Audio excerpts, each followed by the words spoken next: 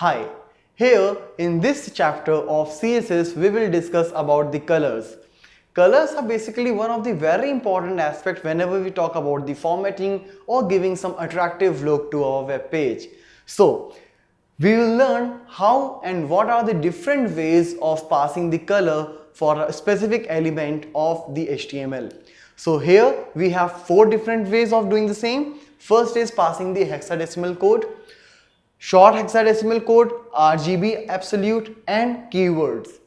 As we know, like whenever we talk about a color, all the colors are made up of 3 basic colors, that is red, green and blue. So this RGB combination here will help us out in forming the different colors which we can make.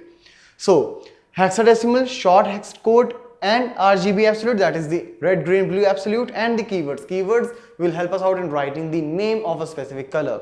So here is a short example. Like the first one is hex code, where we can see like I'll start with hash and then I will follow 6-digit value. Alright, that will be from 0 to F anything. Alright, like if I'll put 0 means red, green, blue, all are not participating in this thing, so it is going to be black. The first 2 is for the red. As you can see, when I put F in the first 2, it is red, remaining are 0. Similarly, if red and blue are 0, means first 2 is for red, next 2 is for green and last 2 is for blue. So here the mid 2 is for green, so it is going to give you green. Similarly, if you have F in the last and 0 for the remaining, it is going to be blue. Now let's come to the short hexadecimal, where in spite of passing 6-digit value, we'll pass 3 values only, but again followed by hash itself. So 000 means none is participating, that's black. Again, first for red, second for green, and third one is for blue. Then it is RGB Absolute, where I will use this RGB function and will pass 3 different parameters. The first value, first number is for red, second is for blue, second is for green, and third is for blue. So again, this is the RGB. The value can vary from 0 to 255. So if I'll pass 255 in the first, that means it's going to be red, second it's for green, third value is for blue.